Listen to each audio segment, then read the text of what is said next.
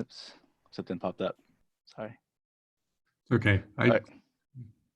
Yeah, it's recording. So so the system is designed from according to the project objective. The system would be highly automated. Therefore, it would consist of the camera, LED board, the power supply of the system, and the alarm system to be automated. The only thing that's not automated would be the installation and uninstallation of the sample meteorite. The required dimension required from the system would be anywhere from 1 inch to 10 inch from length, width, and height. The sample would be cut and polished, finished on top, so it'll be parallel to the camera. The system requires to have reduced interaction with the sample meteorite. And also the system would be well protected of the sample, so there'll be no damage during the process of installation and taking the picture and installation of the sample meteorite. The system would be easily operated from anyone from being a student, technician, to a researcher. The background of the whole entire system would be in blue, so it'll be easy to identify the meteorite from the background, from the image when the picture is taken. And also the whole system would be evenly illuminated, so the sample would be well lit for the picture to be taken for the sample meteorite. This reduces the abrasion, the optical abrasion from the camera lenses when the image is taken in the picture, when everything is evenly illuminated. And also the system requires the sample to be tested less than 5 minutes, so we could get thousands of samples done in a required amount of time. Next, we have Ben going through system overview.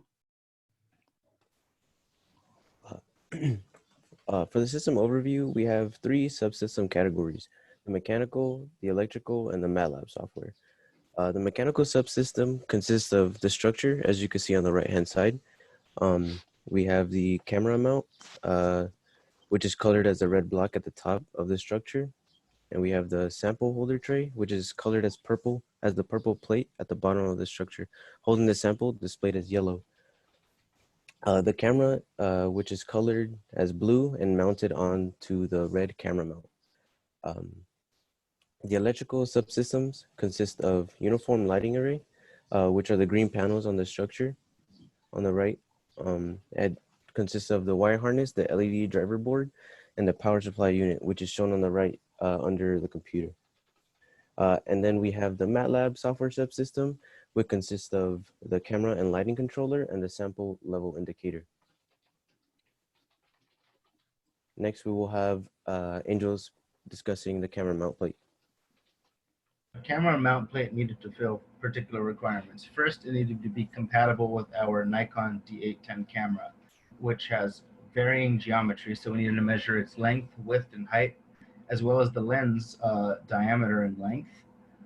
We also needed to measure various mounting pins and threads on the bottom of the camera. We located 3. We had 1 1/4-inch UNC photography thread and 2 pinholes that were used to prevent the camera from rotating about its vertical axis. Our mount needed to secure the camera onto the rest of the structure. It also needed to prevent the camera from moving up and down while taking pictures, but it did need to be adjusted up and down in case we needed to change our area of view. We designed this for manufacturability and easy machining out of 6061 bar stock aluminum, and we designed and tested our mounting plate. Next, we'll be discussing our tray mount, which Raymond was in charge of. So as you can see from the far image from the right of the slide, you see the whole entire system structure. The system structure over here is made out of aluminum extrusions. The structure will hold all of our electric component and all of our mechanical component. As you can see from it on the top, indicated in blue and red is holding our camera, and in the middle, you see in green indicated is holding our LED board, and on the bottom you see indicating purple is holding our sample tray mount. We designed the whole entire system structure out of Illuminator due to the fact that it'll be easier to reconfigure for any future changes. On the bottom though, you see the tray. The tray indicated in purple. It can be removed from the system. So this allows the sample meteorite to be easier to install from the system. And from installing meaning that you just need to pull the plunger back and place in the sample indicated as yellow from the image to place in between, and just release the plunger so it'll hold the sample in place. We designed this the system as a plunger system kind of system because it will allow any dimension of the meteorite to be held from anywhere from 1 inch to 10 inches, and also the meteorite samples will not always be plate shape. It can also be like spherical and abstract shape. So this plunger system will allow it to adjust to hold any kind of shape. The plunger system also allows it to be a single user to operate. So just a single person can just pull back the plungers and install the meteorite and let go of the plungers to hold in place and slide the tray back into the system.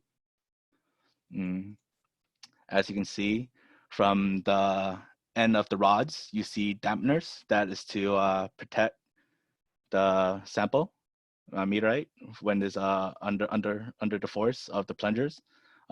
Each side of the plungers, the rod can go up to 30 pounds in force at maximum compression of 10 inches. But from calculation, it applies around 1 inch, 3 pounds per inch. As you can see, at the end of the fixed blocks and the base of the aluminum plate, it'll be all covered in blue. So it'll be blue and it'll be in nylon blue. So it'll also protect the sample meteorite. And next we have Vincent and Angel going through our LED board for the electrical components.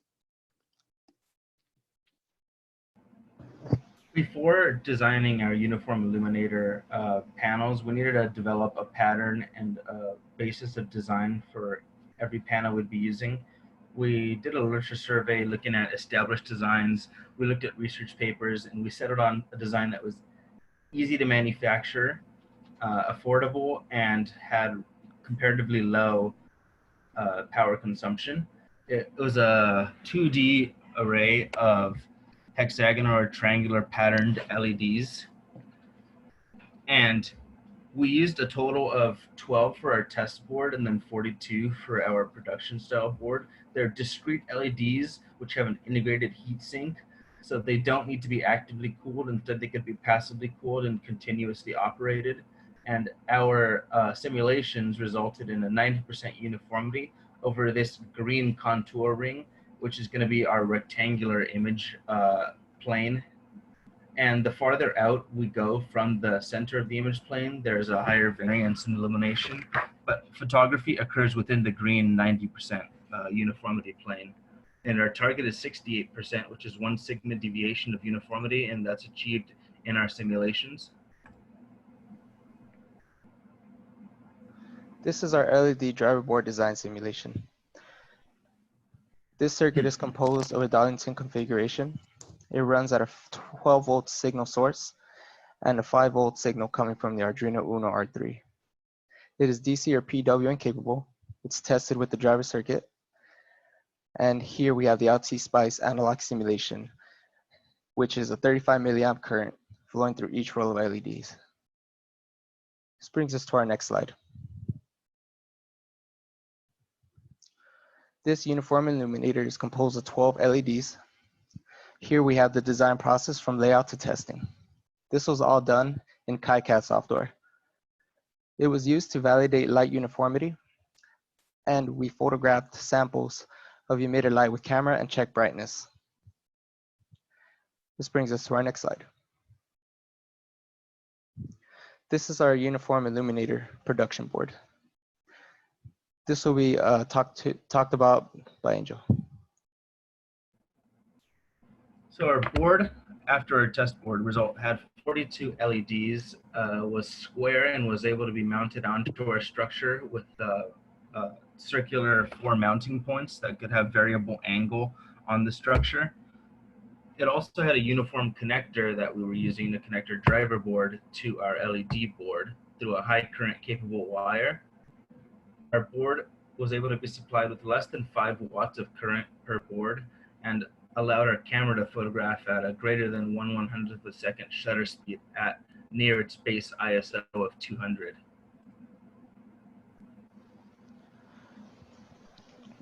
This slide shows our assembled and tested board from the design process to layout to testing. This was also done in KiCad software, and it supplies a single board. It is driven by 5 volts using Arduino R3, and the MATLAB switch on time was less than 1.5 seconds.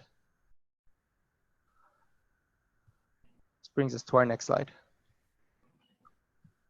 Our second LED driver board was built to be able to connect to our LED boards using a large high current connector. It was built to be affordable, scalable, and switchable with our logic level voltage of 5 volts and use a variable 24 to 48 volt power supply. Input current of 210 milliamps per panel resulted in an 840 milliamps input current. It was 83% efficient, dimmable through PWM, and passively cooled. And this design was manufactured and tested, and we decided to scale up this design for our production version of our board. This is our multiple input, multiple output LED driver board for production. This was also simulated in KiCad, and we incorporate the IRL BA314 N-channel MOSFET. This N-channel MOSFET is significant because it has a low on resistance and low power dissipation. It's even more affordable, and it's a single board design. This driver board is capable of supplying 4 LED boards. This brings us to our next slide for power supply. We considered a consumer off-the-shelf design solution. We use a LRS 5024 24 volt source. Since our functional requirements require a 210 milliamp current draw, and since each LED board draws 19 volts, this is why we chose a 24 volt source as our power supply. The LRS 5024 power supply provides up to 2.2 amps of current. And this brings us to our next slide for the sample circuit. This is our sample level circuit prototype.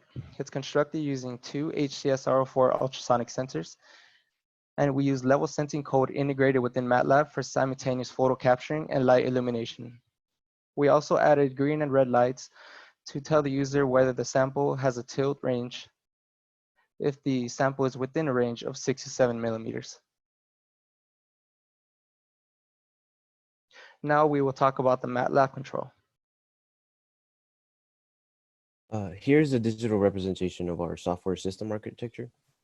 As you can see, the laptop is our main control component, which uses the MATLAB program to control 3 important components to this project. One being the DSLR camera, in our case, the Nikon D810. Second being the leveling sensors, which are the HCSR04 ultrasonic sensors. And lastly, the LED arrays. This is the leveling sensor logic flow, which explains how the leveling sensors work. The reason we want leveling sensors is to avoid capturing a photo with glare and reflection. And in order to avoid glare and reflection, the sample can only have a maximum tilt of 7 millimeters. Therefore, if the sample is leveled with a tilt less than or equal to 7 millimeters, then a green LED will turn on telling the user it is leveled and is about to capture a photo. However, if the sample has a tilt greater than 7 millimeters, then a red LED will turn on telling the user the sample is not leveled and is not going to capture a photo. MATLAB also displays a message to the user to readjust the sample. And once that's done, the user can re-execute the program. Now I'll explain the camera's software integration control concept. The laptop is connected via USB to the camera and uses two programs, MATLAB and Digicam Control, to assist in communicating with the Nikon D810. The MATLAB code controls the quantity of good quality photos captured. What Digicam Control does is it makes the DSLR camera act like the laptop, a webcam, giving us full control of the Nikon D810. For the LED MATLAB control, now I'll speak on the LED MATLAB control. MATLAB communicates with an Arduino microcontroller, which then controls the on and off states of the LED. The MATLAB code was created so the LEDs are switched on by a PWM signal in order to operate as a flash for the photo being taken. However, the LEDs can only operate when the camera and leveling sensor code conditions are satisfied. Otherwise, the LEDs will not turn on. Next, I'll be going into the conclusion. For this project, we were given $1,300 to spend. However, the total system costs would have come out to be around $883 for hardware, electronics, shipping, and tariffs. The most expensive purchase would have been the system structure, coming out to be $530, which we were unable to purchase, and the sample holder tray we were also unable to purchase. But due to the unfortunate event currently happening, we managed to only spend $168.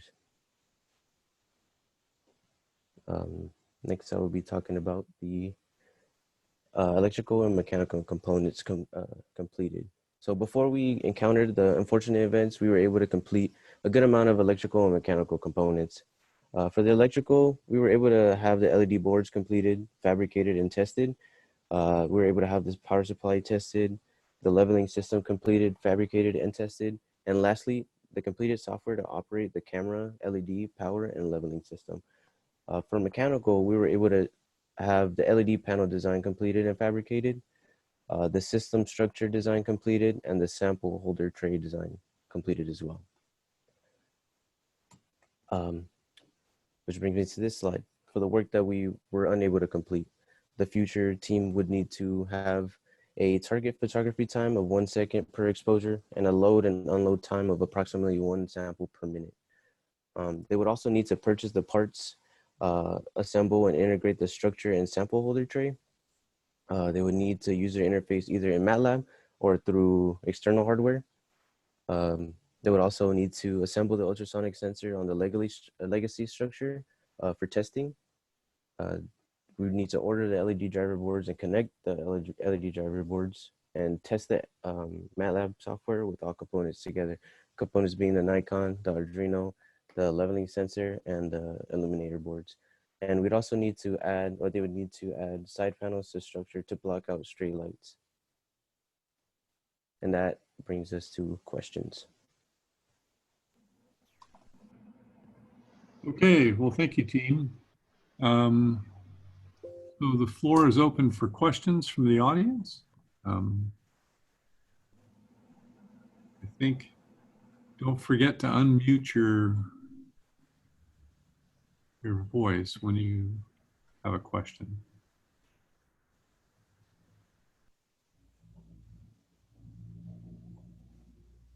Anybody want to start?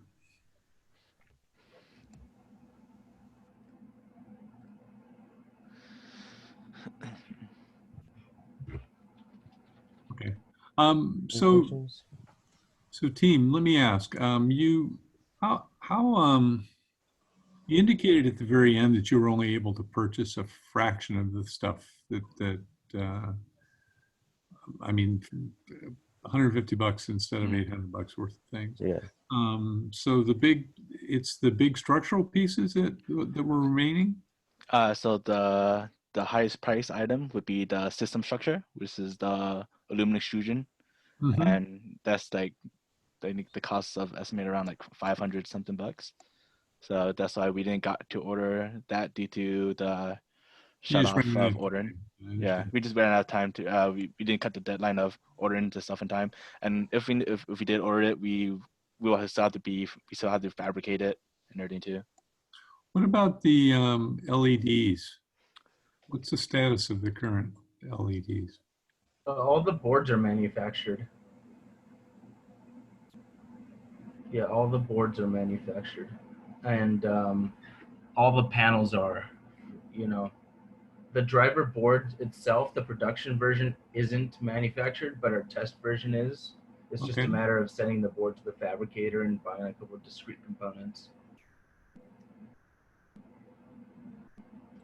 Okay. All right. We knew our largest cost was going to be the structure, so we did want to save that until every other component was configured and that we had a final design. So we had the purchase order already set up, but we weren't able to actually buy anything after the purchase order. Okay, so maybe you could share with me what would be the next few steps. So let's suppose, for example, you wanted to finish this, you're passing it on to a team that's going to take it over. What are the next few things that need to be done to demonstrate your design? We'd hand off probably our bill of materials.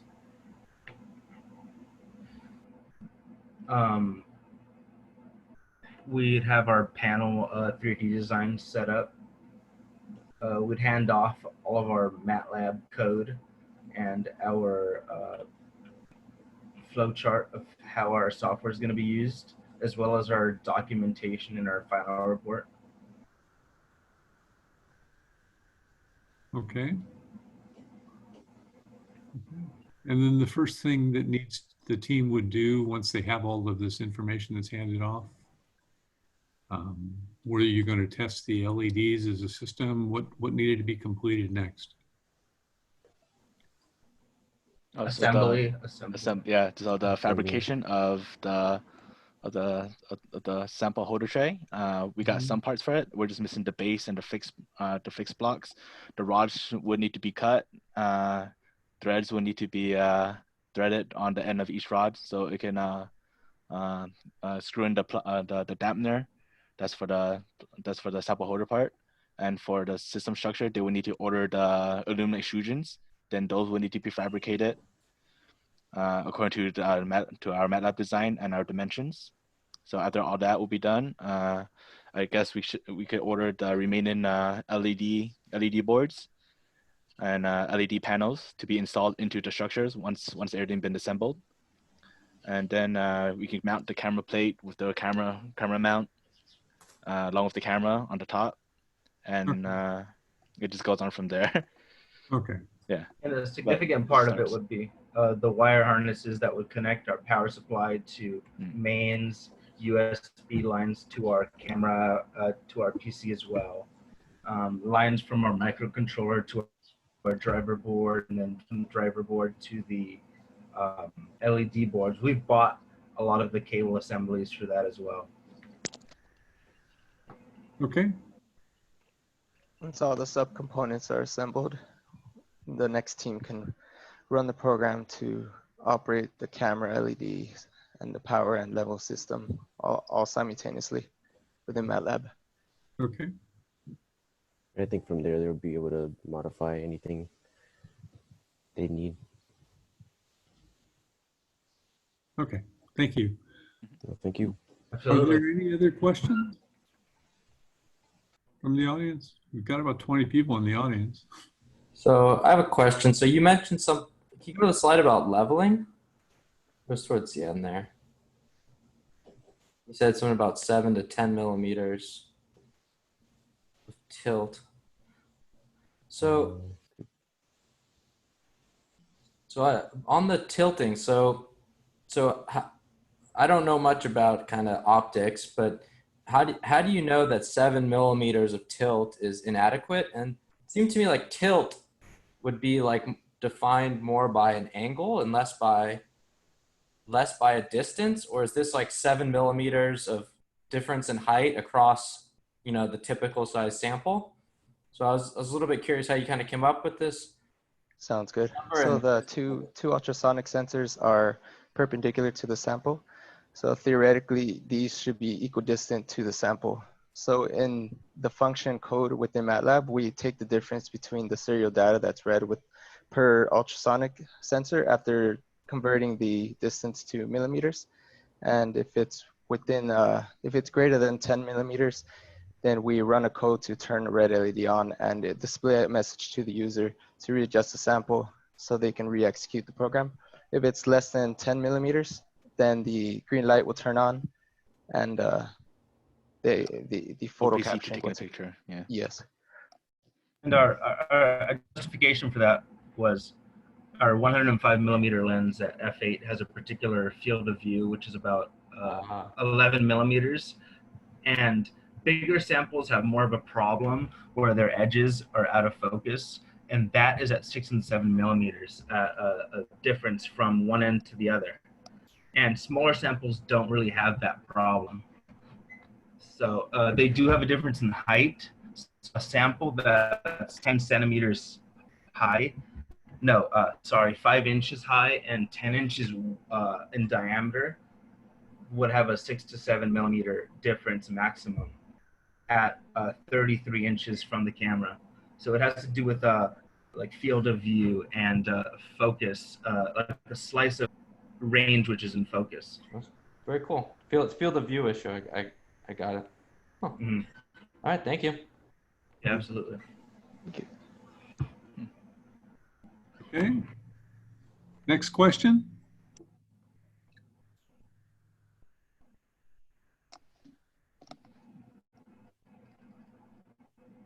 Team, I know that your client just logged on, so maybe you could pull up your conclusions chart again.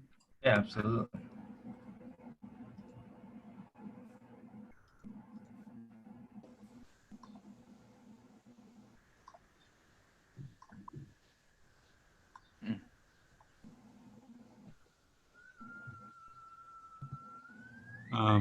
Let's see. She wants to know if I can unmute her. I don't think she's muted.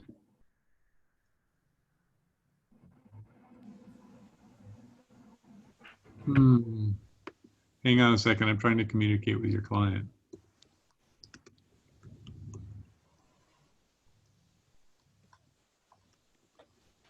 It looks like she hasn't, I'm not sure if she's established audio. Probably she's using headphones. It doesn't say that she has a mic connected. Yeah, that's what I'm saying. I don't know that she doesn't, maybe it doesn't have a mic. Okay, so she asks, what would be the main thing you'd want the future team to accomplish? This comes from Cassie. No. Probably using the established design to use that, buy the parts for the structure, test it, and really increase the usability. And simplifying the design. Maybe MATLAB shouldn't be the interface. Maybe it should just be a button and a few lights with labels on them. So maybe including a computer for offloading images, but really making it more of a very physical, simple kind of interface. And adding panels to the side of the structure to block out stray light. Okay. Okay, thank you. Other questions from anybody? Yeah, I have a question. What was the toughest thing for your group before the changes happened with everything going online, and then the toughest challenges for you and your group that happened after all the changes were established? Gathering some of the functional and customer specifications so that they're tailored towards the mission of Psyche. It's probably the toughest. And was that before or after all the changes have happened, before everything went online? That was before, and after. What made it more complicated is actually assembling the pieces together. Okay. I think it was, what was that? Nothing. Okay, go ahead. I think it was changing from getting a design and ready to implement it after testing and sort of theorizing, and now going from a sort of presentation, report, conclusion sort of mindset. It would have been done at the same time. but I suppose not building things made it technically easier, but we did have to switch to finishing up reports and conclusions instead.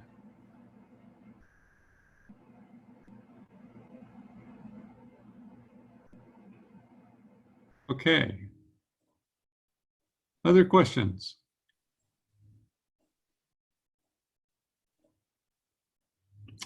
If not, let me thank you guys. You were courageous to go first. We didn't have too many technical difficulties. I appreciate that. Thanks to the audience for participating today. We've got, over the course of the next 9 business days, we have 47 other electrical and mechanical engineering presentations. You've got access to the schedules. We do have an evaluation form. I've sent everybody a link to that. If you can't find your link, just let me know. I'll send you another. We're keenly interested in your evaluations. There's also computer science presentations ongoing this week, including more today. And there are civil engineering presentations. I think they're next week, and technology presentations as well. So we've got something pushing 100 presentations all in all. Okay. Well, thank you, team. Congratulations. It looks like you did some good work. I'm sorry that Thank you, Mr. Thorburn. Thank you. it was interrupted. You weren't able to finish it. Thank you Have so the rest much. of your afternoon. Okay. Angel, were you the one adjusting the slides? Yes. Can I get a copy of the slides just to review? I'm gonna put my email in the chat. Yeah, absolutely. I'll send them to you right now, the slides. You guys are going to need to upload the slides to Canvas too. I'll be sure that there's a spot for that. Okay. Let's see, chat. There it is. Yeah, I have your information, Mr. Bachman. Professor Bachman. I'll send it to you. Okay. Thank you, appreciate it. Yep, absolutely. Have a good afternoon. Okay. Well, thanks everybody. This will conclude the single electrical mechanical engineering presentation today.